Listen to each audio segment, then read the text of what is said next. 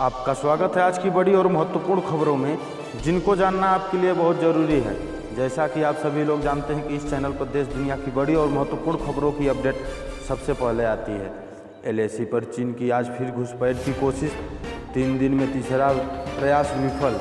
इसी के साथ अगली बड़ी खबर, पीएम आवास योजना में 3,50,000 रुपये में मिल रहा घर, शुरू हुई बुकिंग। जानेंगे पूरा समाचार, विस्तार से बने रहिए हमारे साथ इसी वीडियो में। कई बैंकों में खाते हैं तो आप आएंगे इनकम टैक्स विभाग के रेडार पर। इसी के साथ अगली बड़ी खबर, जीएसटी कलेक्शन के मोर्चे पर सरकार को फिर झटका, अगस्त में 12% की गिरावट। इसी के साथ अगली बड़ी खबर, सस्ता हुआ एलपीजी रसोई गैस सिलेंडर। इसी के साथ अगली बड़ी खबर, आज फिर महंगा हुआ पेट्रोल। जानेंगे कितना और किस शहर में रेट में बढ़ोतरी हुई। चलते हैं सबसे पहली बड़ी खबर की ओर। एलएसी पर चीन का आज फिर घुसपैठ की कोशिश, 3 दिन में तीसरा प्रयास विफल। चीन ने मंगलवार को फिर से घुसपैठ की कोशिश की है। लद्दाख के चुमार में एलएसी पर घुसपैठ की कोशिश को लेकर भारतीय सेना की चौकसी देखकर चीनी सैनिक भाग गए। वास्तविक नियंत्रण रेखा एलएसी पर भारतीय सेना हाई अलर्ट पर है। इससे पहले विदेश मंत्रालय के प्रवक्ता अनुराग श्रीवास्तव ने कहा कि चीन की सेना के 29-30 अगस्त की रात को पैगोंग झील के दक्षिणी बैंक क्षेत्र में यथास्थिति बदलने का प्रयास किया, लेकिन भारतीय सेना ने इस आक्रमण कार्रवाई का जवाब दिया है और एलएसी पर देश की क्षेत्रीय अखंडता सुनिश्चित की। विदेश प्रवक्ता के अनुसार इस घटना के अगले एक दिन 31 अगस्त को जब दोनों सेनाओं के कमांडर बैठक करके तनाव कम करने की कोशिश में लगे थे तो चीनी सेना ने रात में फिर से आक्रमण कार्रवाई करने की कोशिश की, लेकिन भारतीय सेना के समय पर लिए गए एक्शन की वजह से वह अपने प्रयास में सफल नहीं हो पाई। विदेश प्रवक्ता ने कहा कि इस साल के शुरू से ही चीनी सैनिकों का व्यवहार और उनके एक्शन दोनों देशों के बीच हुए सीमा समझौतों और प्रोटोकॉल का उल्लंघन कर रहे हैं। उनके ये एक्शन दोनों देशों के विदेश मंत्रियों और विदेश प्रतिनिधियों के बीच बनी सहमति का उल्लंघन करते हैं। विदेश मंत्रालय ने कहा कि चीनी सैनिकों के इन एक्शन और आक्रामक कार्रवाइयों के बारे में चीन के सामने राजनयिक और सैन्य चैनलों के जरिए उठाए गए हैं। चीन से आग्रह किया गया है कि वह अपने फ्रंटलाइन ट्रूप्स पर कंट्रोल करे और उसे उकसावेपूर्ण कार्रवाई से रोके। के साथ अगली बड़ी खबर, पीएम आवास योजना में 3,50,000 रुपये में मिल रहा घर, शुरू हुई बुकिंग। कैसे करें आवेदन? प्रधानमंत्री आवास योजना के तहत आर्थिक कमजोर आय वर्ग के लोगों को घर मुहैया कराया जाता है। इस योजना के तहत शहरी या ग्रामीण क्षेत्रों में बेहद सस्ते दामों में घर खरीद सकते हैं। पीएम आवास योजना में पहली बार घर खरीदने पर CLSS या क्रेडिट लिंक सब्सिडी मिलती है, यानी कि घर खरीदने के लिए होम लोन पर ब्याज सब्सिडी प्रदान की जाती है। इस योजना के तहत सरकार ने 2022 तक शहरी क्षेत्रों में लोगों के लिए सस्ते आवास देने का लक्ष्य रखा है। सरकार ने क्रेडिट लिंक सब्सिडी स्कीम को 31 मार्च 2021 तक के लिए बढ़ा दिया है। उत्तर प्रदेश आवास विकास परिषद ने प्रधानमंत्री आवास योजना के लिए बुकिंग शुरू कर दी है। इसके लिए प्रदेश के 19 शहरों में 3516 प्रधानमंत्री आवास योजना के मकान उपलब्ध कराए जाएंगे। की शुरुआत आज से हो गई है। यह मकान गरीबों को केवल 3,50,000 रुपये में मिलेंगे। सबसे ज़्यादा 816 मकानों के लिए लखनऊ में बुकिंग खोली गई है। इस योजना के तहत लोग 15 अक्टूबर तक ऑनलाइन आवेदन कर सकते हैं। प्रधानमंत्री आवास योजना के तहत मकान के लिए कुछ शर्तें रखी गई हैं। इस योजना के तहत केवल उन्हीं को मकान दिए जाएंगे जिनकी सालाना आय 3 लाख रुपये से कम है। ऐसे लोगों को महज 3,50,000 रुपये में घर मिलेंगे। यह राशि उन्हें 3 साल में लौटानी होगी। आपको बता दें कि इससे पहले यूपी हाउसिंग डेवलपमेंट काउंसिल ने 5 साल की किस्त पर मकान देने का प्रस्ताव बनाया था। लेकिन अब इसमें बदलाव करते हुए 3 साल कर दिया है। पीएम आवास योजना के तहत लखनऊ में 816 मकानों की बुकिंग होगी। इसके अलावा गाजियाबाद में 624, मेरठ के जागृति विहार में 480 और गोंडा में 396, मैनपुरी, फतेहपुर, हरदोई, रायबरेली और मेरठ में 96 घरों के लिए रजिस्ट्रेशन होगा। वहीं कानपुर देहात, कन्नौज, उन्नाव, बहराइच, मऊ, बलरामपुर और बाराबंकी में 48 घरों के लिए बुकिंग होगी। प्रधानमंत्री आवास योजना के तहत आवेदन ऑफलाइन और ऑनलाइन के माध्यम से कर सकते हैं।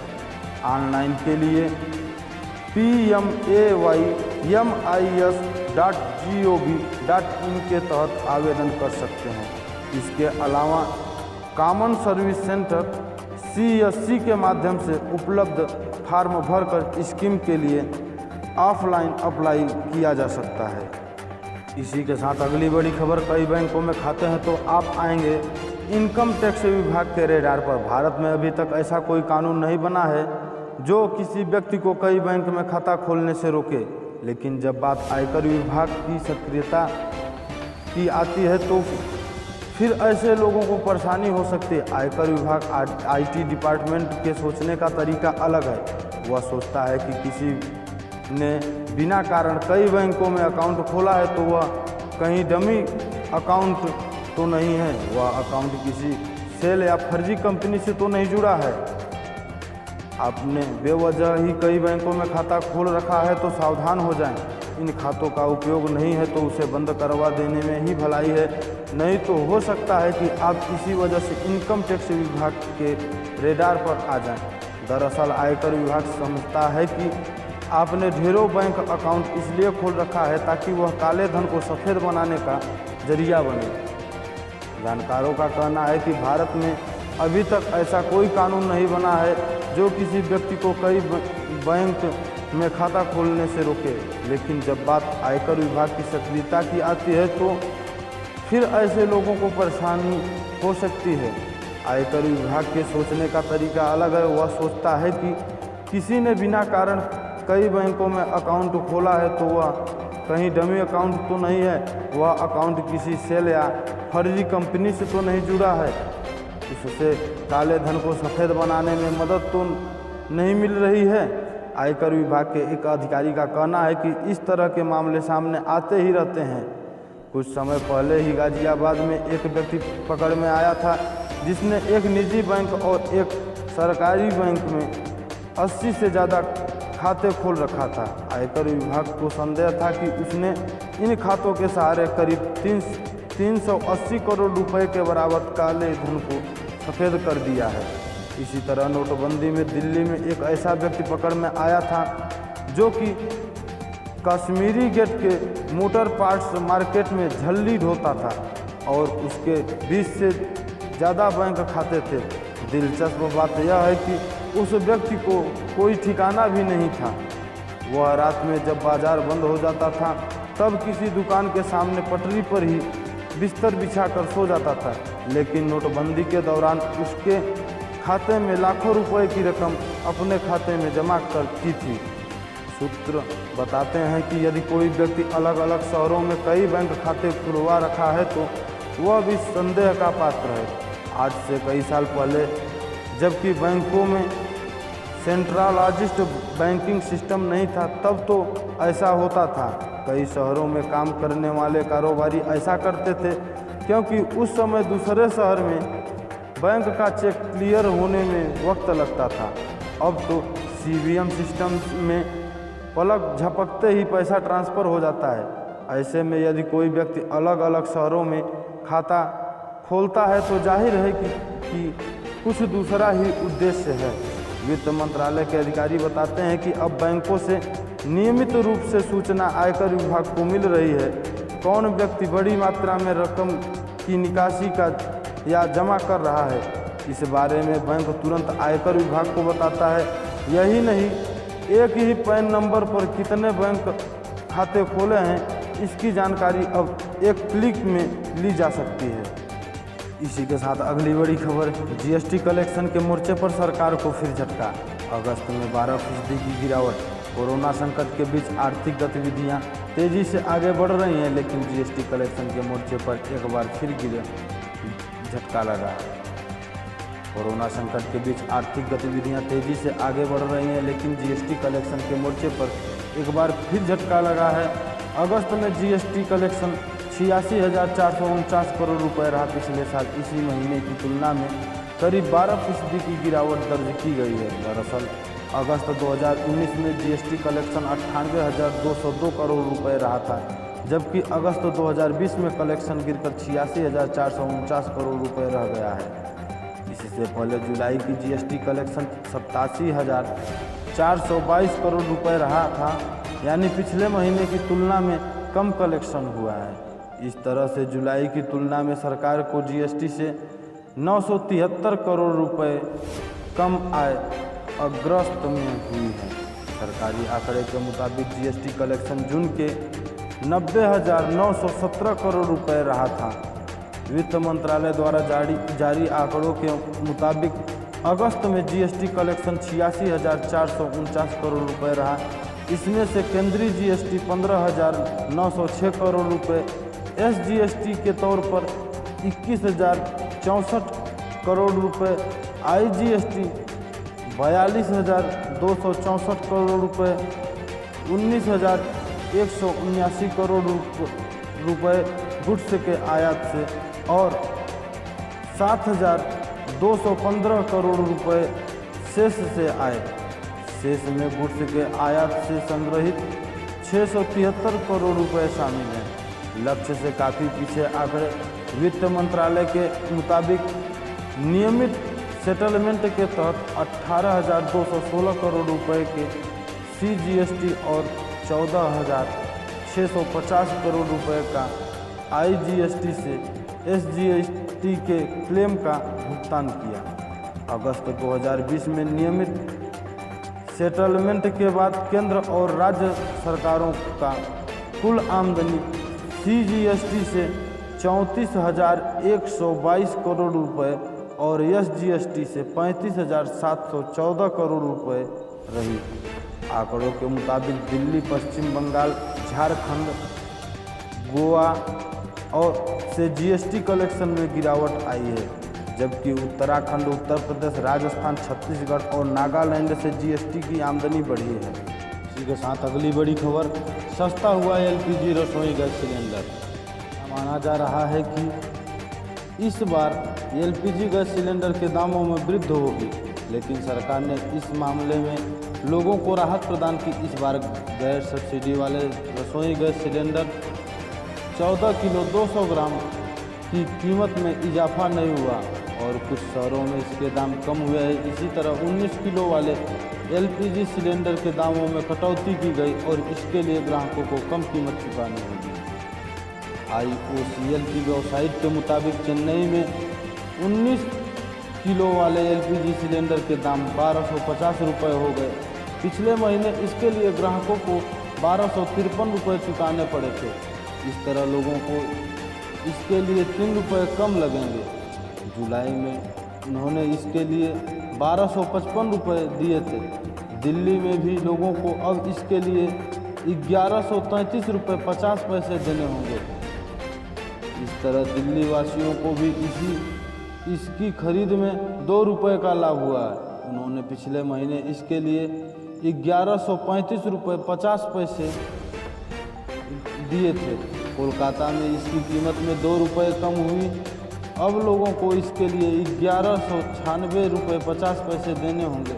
उन्होंने अगस्त में इसके लिए 1,198 रुपये 50 पैसे चुकाए थे। मुंबई में भी इसकी कीमत में 2 रुपये की कमी आई है।